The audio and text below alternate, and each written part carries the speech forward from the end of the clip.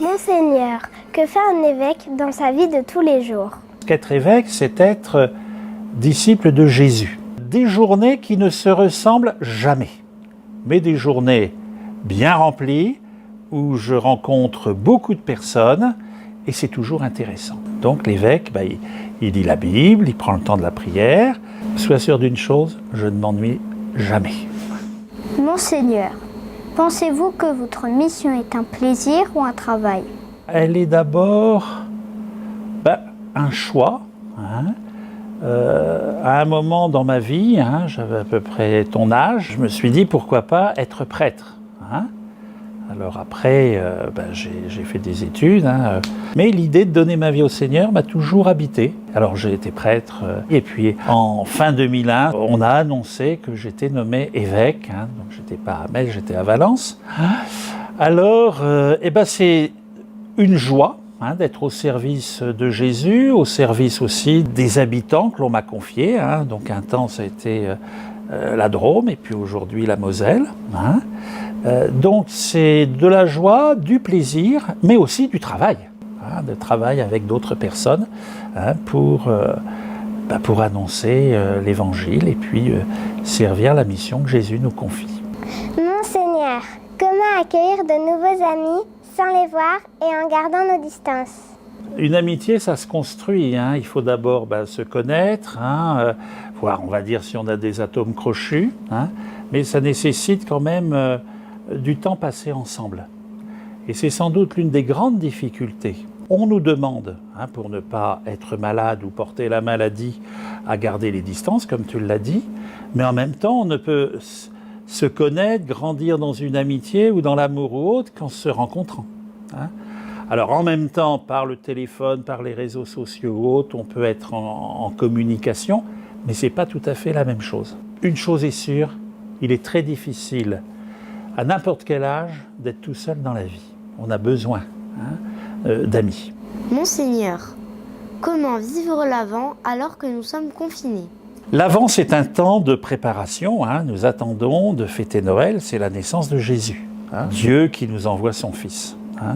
Alors à la limite, qu'on soit confiné ou qu'on ne soit pas confiné, la préparation, c'est déjà dans notre cœur. Prendre le temps de la prière, prendre le temps de lire un morceau d'évangile, tout ça. Puis si on a une crèche, on peut déjà construire la crèche au fur et à mesure. Alors après, ce qui va sans doute limiter avec le confinement, c'est pour, on va voir, pour aller à la messe, pour tout ce qui concerne la catéchèse, tout ça.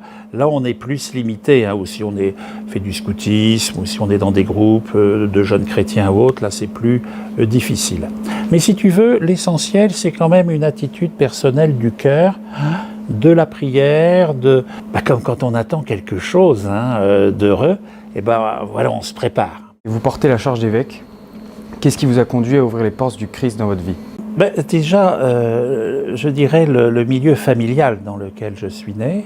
Mes parents n'allaient pas régulièrement à la messe ni rien, mais on avait un climat où la foi, la prière avait quand même toute sa place. Et puis, il y a eu le catéchisme, il y a eu, à mon époque, il y avait encore le patronage. À 9 ans à peu près, en lisant la vie du Saint Curé d'Ars. Ça m'avait beaucoup plu, c'était un genre de BD. De me dire, pourquoi je ne serais pas prêtre comme lui? Il y a eu une ouverture au Christ, je dirais, comme beaucoup de personnes, par leur éducation, par le milieu familial, trouver le goût de la prière, de la messe. Et puis après, il y a eu cette question qui s'est imposée à moi, de donner ma vie au Seigneur comme prêtre pour le service de sa mission. Et puis des personnes, et aujourd'hui, je le vis en étant l'évêque pour les Mosellans. Le Christ a toujours fait partie de ma vie. Monseigneur, en ce temps de l'Avent si particulier, comment peut-on accueillir Dieu au travers des autres? C'est aussi une attitude intérieure. Une attitude, j'ai envie de dire, d'ouvrir notre cœur par la prière, par le service des uns et des autres. On est déjà dans une crise économique et sociale qui va manifestement s'amplifier l'année à venir 2021. C'est peut-être aussi dans votre établissement de trouver des moyens de partage.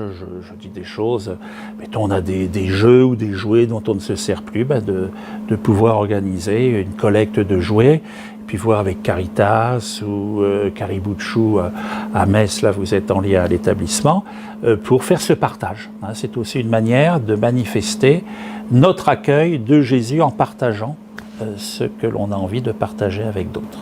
Monseigneur, quel message d'espérance aimeriez-vous donner aux personnes démunies et désemparées qui affrontent les difficultés de la vie chaque jour que Dieu fait? Que dans la société française, des personnes s'engagent pour être en proximité avec eux. Et il y a plusieurs manières d'être en proximité pour appeler à l'espérance. Il y a déjà devant certaines personnes que l'on voit dans nos rues hautes, ne serait-ce que de leur dire bonjour ou bonsoir ou de leur sourire si on ne peut faire que cela. Ensuite, il y a de multiples associations, déjà dans l'Église, mais largement dans nos communes, tout ça.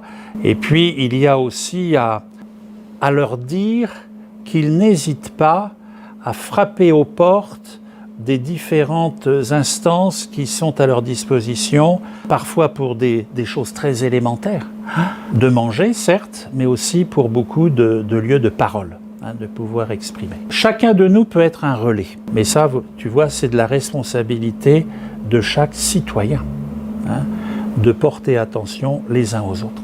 Monseigneur, notre cathédrale fête ses 800 ans aujourd'hui. Qu'évoque pour vous ce jubilé?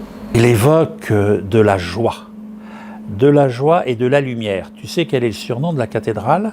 La lanterne du bon Dieu. Parce que c'est la cathédrale médiévale, je crois au monde, qui a le plus de surface de vitraux, 6500 mètres carrés.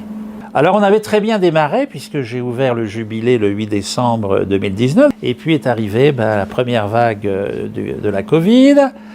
On était reparti dans les activités et est arrivée la deuxième vague, donc on repousse. Et puis j'ai décidé pendant le premier confinement de clôturer le jubilé le lundi de Pentecôte 2021. Pour permettre justement ces temps de fêtes, de rassemblements, avec les communautés de paroisse. On a invité les élus de la Moselle, les personnes en précarité et les personnes qui les accompagnent. Un temps de fête. Mais cette fête, elle a un but. C'est pour exprimer que Jésus est la lumière. Il le dit dans l'Évangile, je suis la lumière du monde, qui marche à ma suite ne marche pas dans les ténèbres. Donc, si Jésus est notre lumière, à nous d'être les porteurs de lumière, missionnaires de sa lumière. Eh bien, le jubilé, il vient aussi exprimer et rappeler aux baptisés que nous sommes des porteurs du Christ et de sa parole. Donc, de la joie.